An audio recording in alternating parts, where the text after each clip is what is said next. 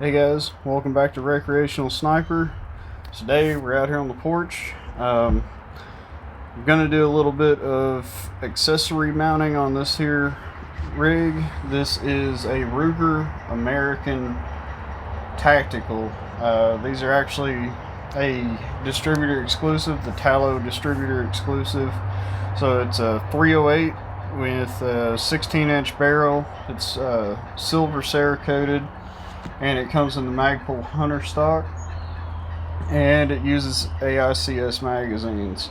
So this particular rifle is going to be the subject of a couple upcoming videos on for different purposes and that sort of thing, for different uses. So I'm going to do a few more videos just on this rifle for different uses and different, practicalities and technical stuff. But today we're going to mount a bipod on here, and then we're going to mount a scope.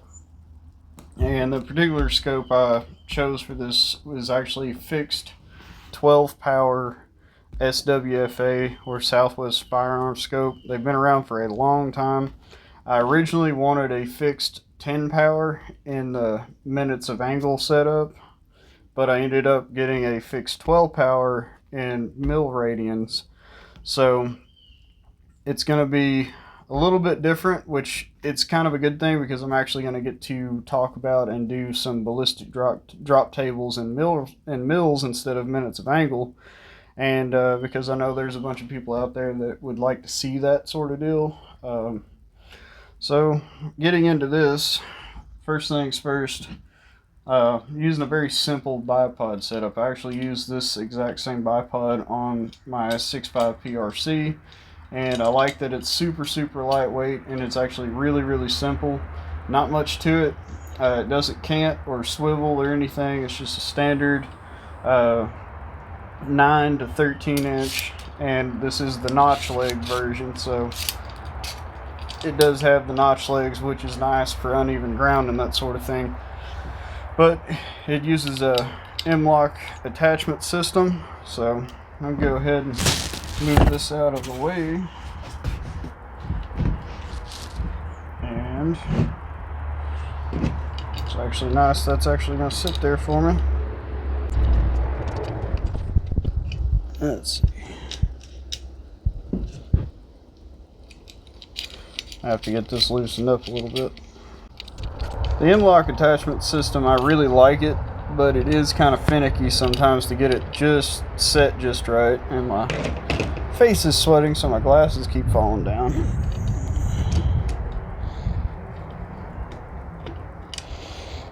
So basically this video is just going to be about setting up a bipod, and then setting up your scope correctly, because some people don't really understand exactly how to set the diopter parallax adjustment on their scope. So I'm going to try to help you guys out with that.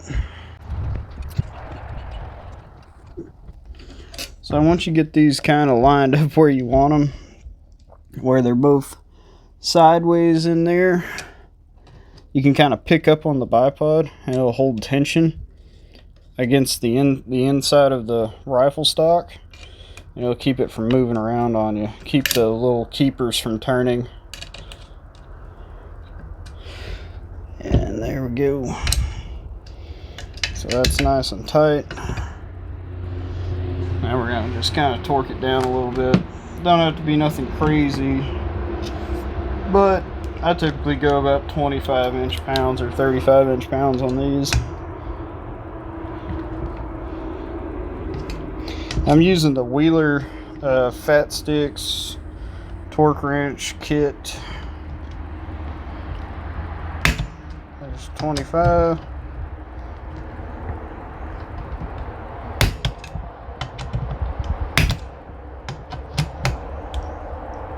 And then because these are being held in a polymer stock, I'm not really going to go too crazy with that.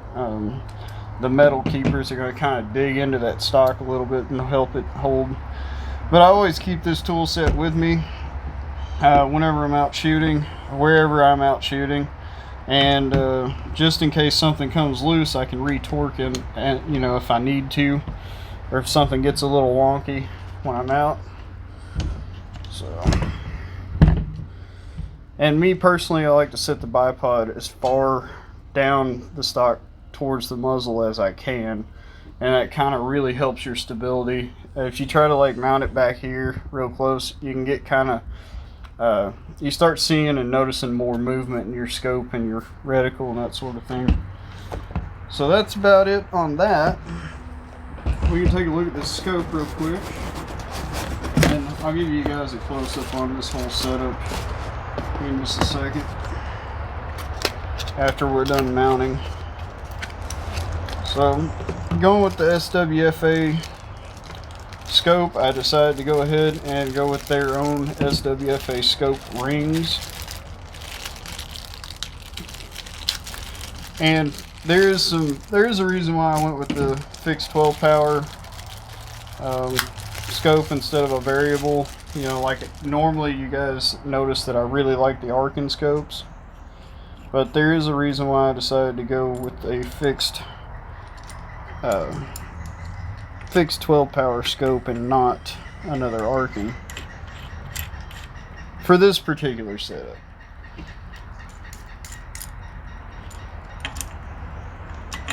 Just kind of set these on here. I'm not going to really worry about exactly where they're at right now.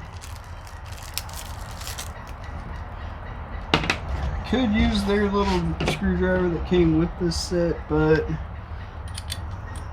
that's going to take too long, so I'm going to use this real quick.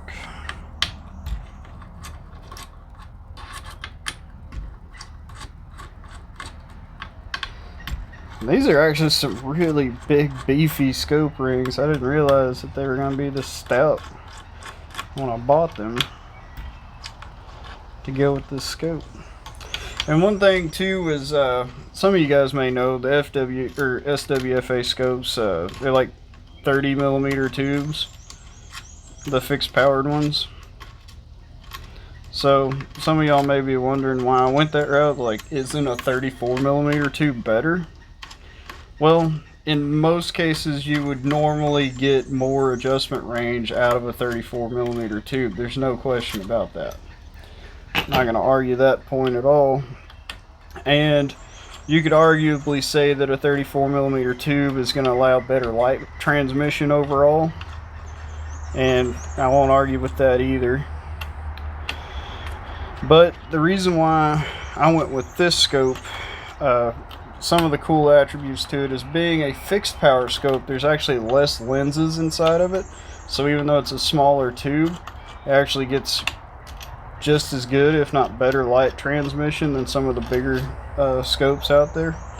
So that really helps out. And one of the other things too is this scope is actually pretty lightweight. This scope comes in about 20 ounces, I think. And my Arkins, my big Arkin scopes, they're like 34, 35 ounces. So having a scope that's lighter weight is actually pretty nice. And when you're setting your scope rings up, you kind of want them spaced out as far as you can get them. So I'm going to carefully check my length of pull, and that's not going to work. It's going to have to come back just a hair, so I'm actually going to have to move this front mount back one.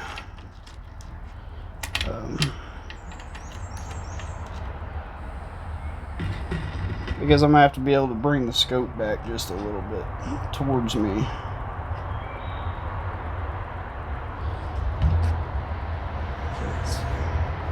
Because when you get on scope, you want to be able to be like right in the right view. You don't want to be having to like find your reticle. You want to be able to just get on, have a full, clear, crisp picture.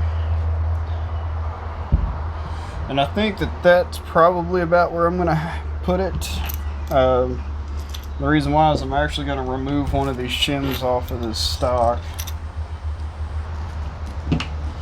So I'm not gonna like snug this down or anything like that. I'm just gonna tighten this up to where it doesn't move, or I'm not gonna drop it. Wow, I'm actually really impressed with how beefy these scope rings are.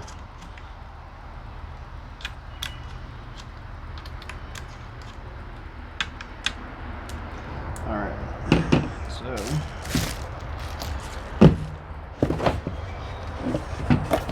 kind of get some of the stuff out of the way.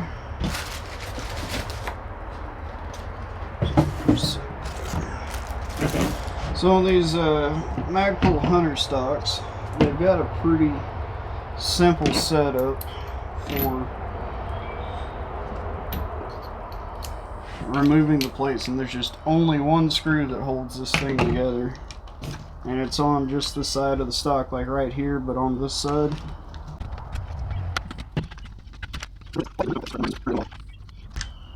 Okay, so this will slide out, and thinking, let's try that and see if that's better or worse.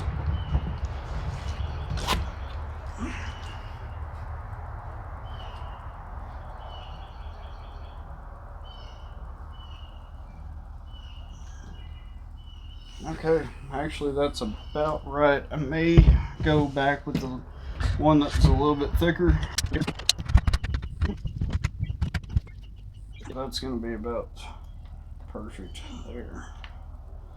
But I'm noticing now I've got a gap back here. And I think that's because this was designed to be there. So what I'm going to have to do is I'm going to have to go find another thin shim and stack two thin ones instead of that thick flat one. So I'll be right back. Alright, so upon further inspection of all the other shims that I've got, the only one that's contoured right up here, which is what mates with the face of the back of the actual stock, is this thin one, and I don't have another thin one. They're all the rest of them are this thick, but these are not contoured to mate with that surface. So I'm basically stuck with either I go only with this short one and kind of I could scoot the scope forward just a little bit, or I could go with the one short one, or the thin one, and one of the thicker ones, and then leave it where it's at. But we're just going to kind of play with that just a little bit. I could go with just one thick one and it just be mated up funky, but to me, I just don't like that because it's not the way it was made. And I'm okay with having to kind of lean forward just a little bit. I could just practice enough and get used to that, and it won't be no big deal.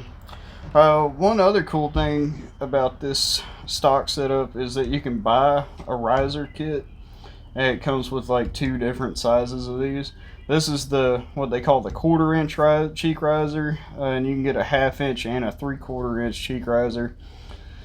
And I ordered those, so they should be on the way at some point, and we'll get it looking a little bit better, maybe fitting me a little bit better. So I'm gonna go ahead and tighten that back down, and I could loosen this up just a hair and bump the scope back just a little bit. Bump it back right there, and that ought to get me right about where it's comfortable. So,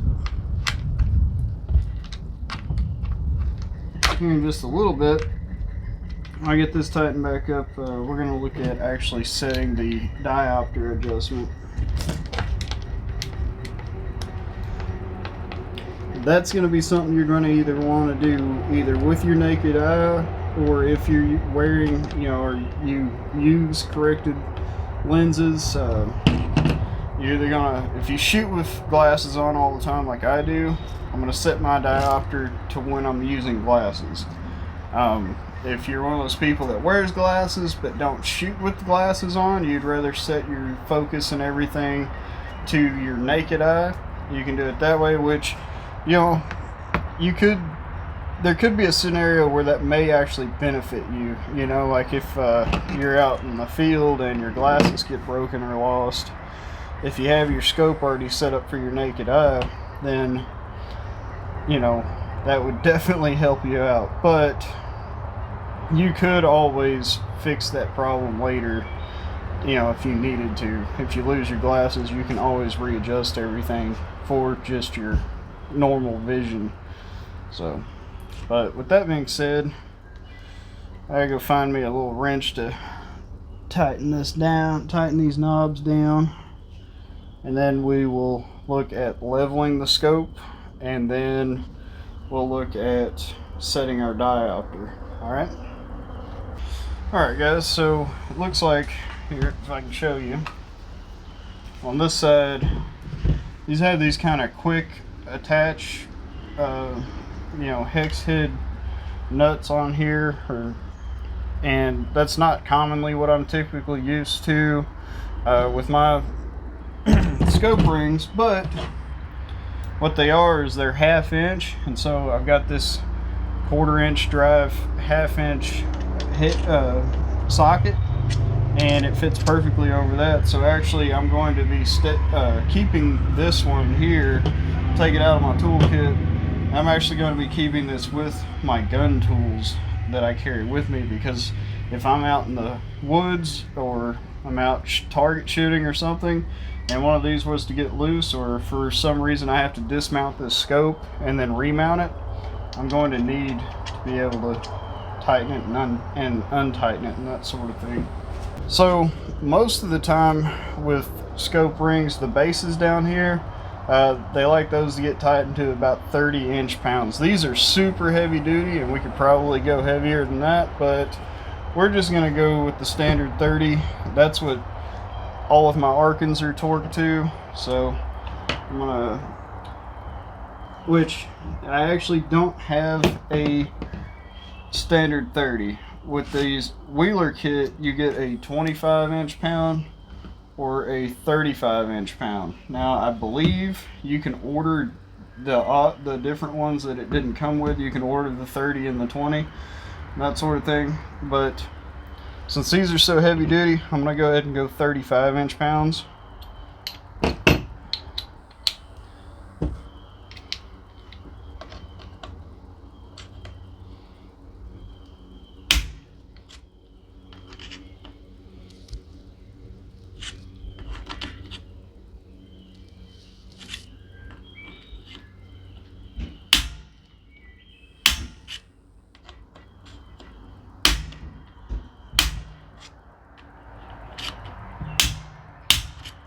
Just kind of go ahead and snug them up a couple times just to make sure they are good to go.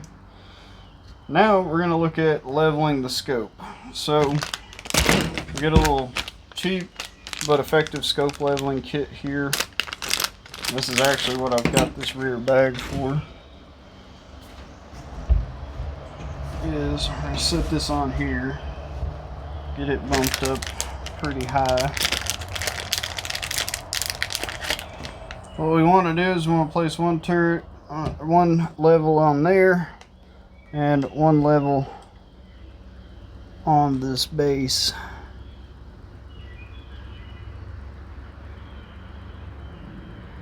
And then I want to level, which I guess I'm gonna move you guys around here where you can see what's going on.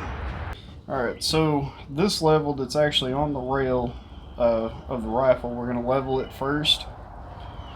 And usually I just use some bits and pieces of paper under the foot of the bipod until I get it to where it needs to be. And that usually works out pretty decent for me. Some people use really fancy, nice, let's see, That may be about right there. It's a little bit too much.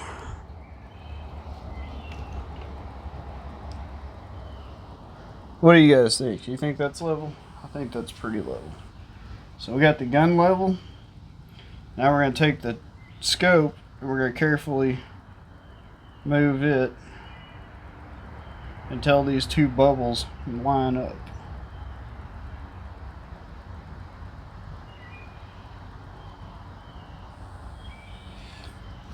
Pretty sensitive stuff here.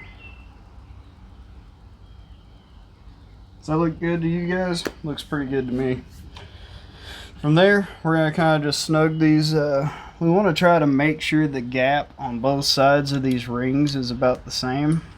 So you got to kind of play with that just a little bit. Kind of loosen one side up and snug down the other until your gap in your rings is set about the same.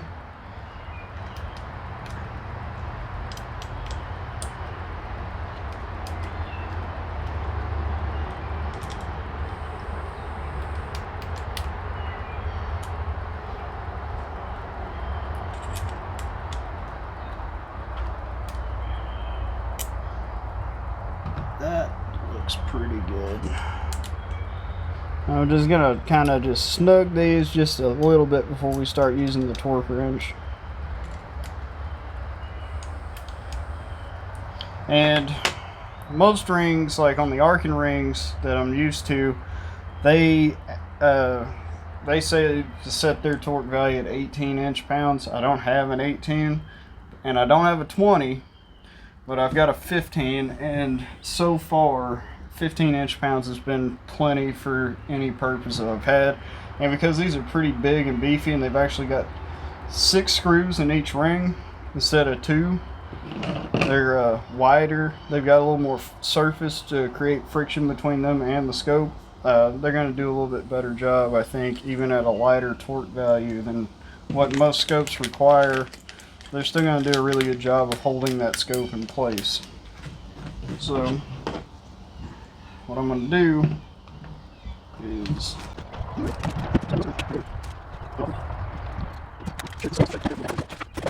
oh, there it is. Fell down in the crack. So I'm going to take this and just gonna crisscross, just run them down until they stop, not torquing them in, not tightening them at all, just running them in until they stop.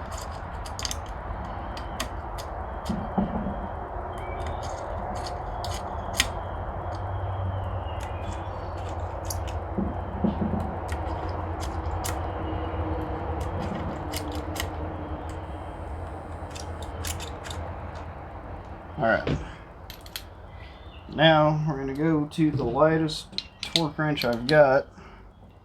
We're going to kind of tighten them down a little at a time. Not quite reaching full torque value. Oh, there's one.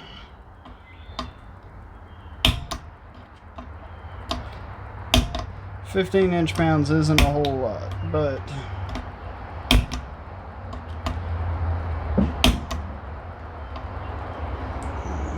we'll come back to that here in a second. We're kind of doing a crisscross pattern here.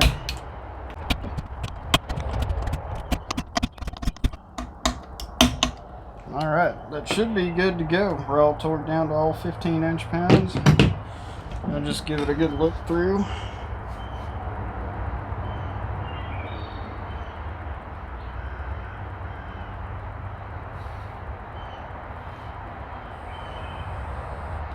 Actually, to me, that actually looks like it's not quite level. So sometimes these level kits, they're not sitting on there perfect, they're not going to do a great job. So we can try to look at that again. Sometimes you don't get it on the first try, you know.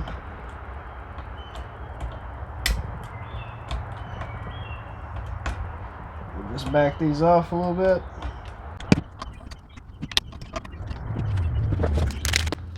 This may be one of those deals where I just use one level, and I've done this before Actually, this past weekend, I had to use the same method at the range. I had to improvise the scope level because I didn't have a scope level with me.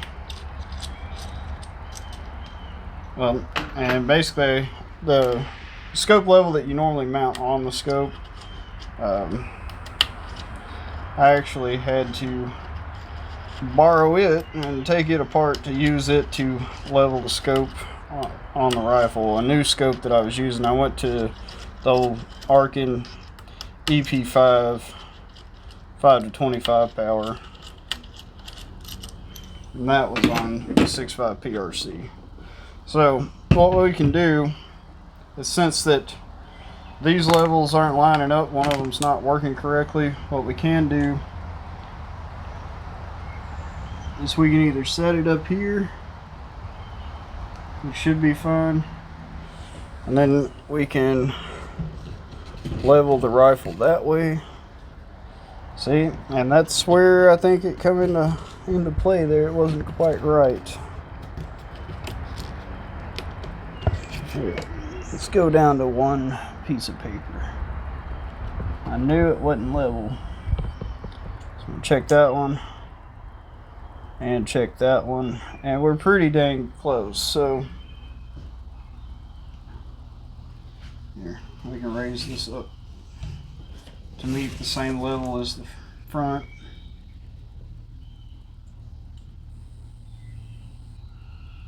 Yeah, that looks pretty good. So what we're going to do is try not to disturb that, and we're going to set the scope back in here. And since I know how far away I was from the rings, I'm just going to kind of let that drift over the side there.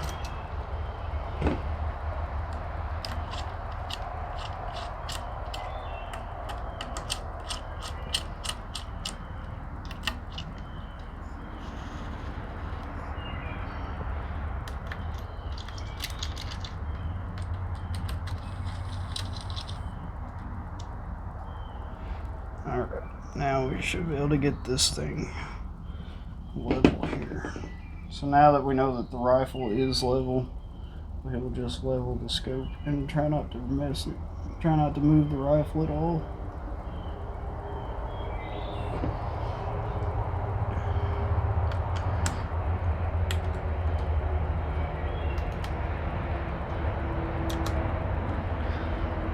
Set our gaps again.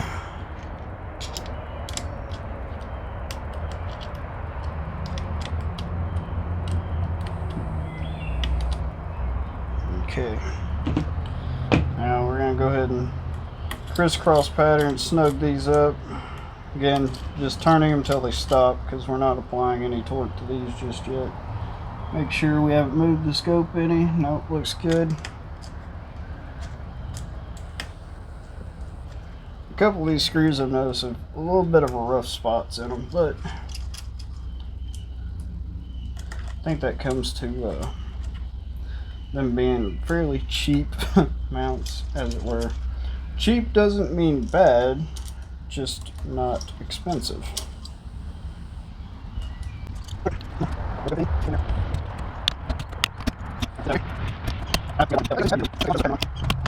As long as you're just not tightening them all down on one side and then going to the other side, it's going to work out pretty good for you. Now let's see if that feels right. Oh yeah, that's much better. Now that, I'm going to say, just by eyeballing it, is level. And when you've done this enough, you can eyeball the scope pretty level as long as you know the rifle's level. So, put our level back up. And that's actually how you can level your scope if you've only got one level. You don't have to do the whole two-piece thing. Some people like it, some people don't. But as you can see, sometimes these two levels don't agree with each other because one of them may not be perfectly flat on one of these surfaces. So you gotta be aware of that. Alright, now that we've got that set up, we're gonna go ahead and get into diopter adjustment. and the diopter is this rear focus here. And I recently actually learned how to set it up correctly, and it takes a little bit of time, but basically looking through it while you're focusing it is the wrong way to do it, because your eye will start to try to focus on the crosshairs. So the way I'm going to do it is the way you should do it, and you need to be able to look at a surface that doesn't have a lot of color on it. That's just one color scheme kind of set up. Alright, so setting up the diopter adjustment, what I'm going to do is I'm going to look at a plain gray surface, the surface on my house. You could use, if you got a nice blue sky out, you can use that. But what I'm going to do is I'm going to just use the side of the house. And so just so you guys know that this rifle's unloaded, empty magazine, nothing in the chamber. I actually don't have any .308 ammo right now, so it can't be loaded, right? So what I'm going to do is get it set up kind of like I would be behind the rifle. And when you go to set your diopter, which I already did on this one, but so I'm just going to mess it up. I'm just going to go out on it.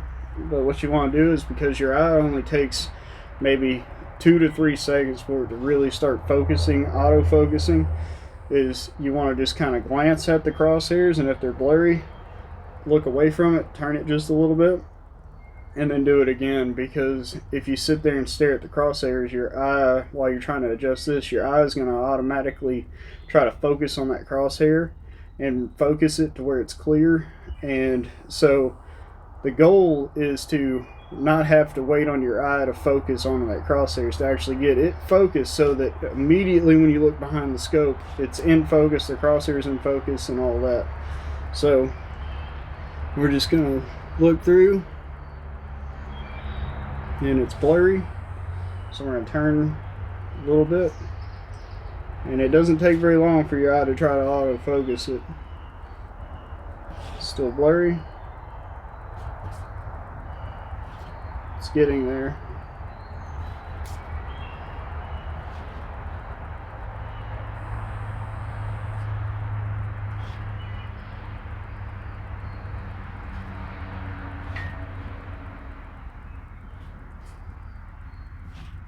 It's almost there.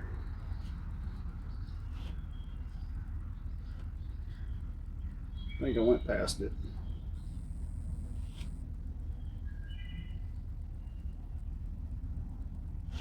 I think that's about it right there.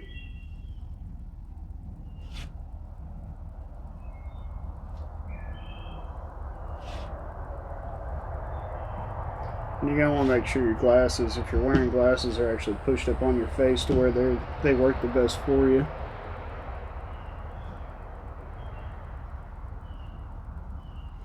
Alright, now I'm gonna shift this over to where I can look out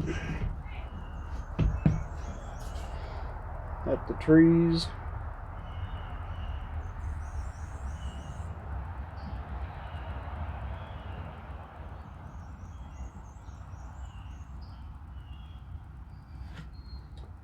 Alright, and once that's set, basically you're going to leave that alone. You're going to leave your diopter setting alone. You're not going to touch it again.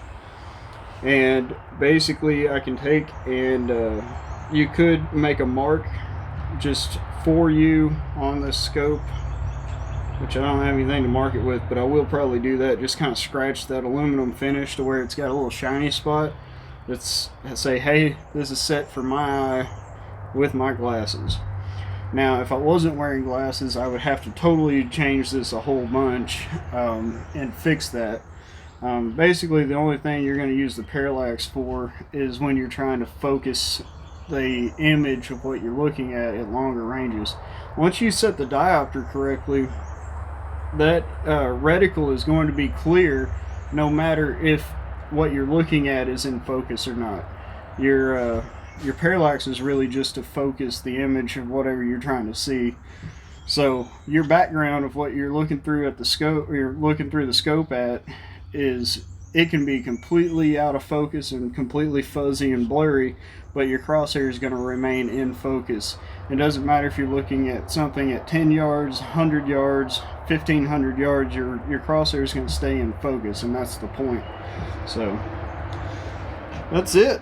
That's pretty much it.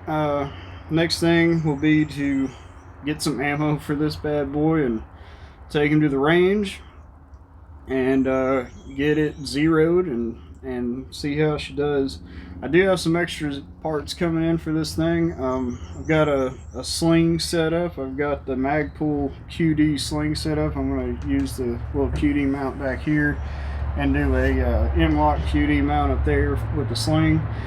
And then I'm also I will be installing an Ultradyne Pegasus tanker muzzle brake on the muzzle, because these little short 308 rifles do buck a little bit, and if you're shooting on the ground, that thing's going to bounce off the ground and that sort of thing, and it's going to be hard to stay on target. So I'm going to use a muzzle brake on it to help keep it on target.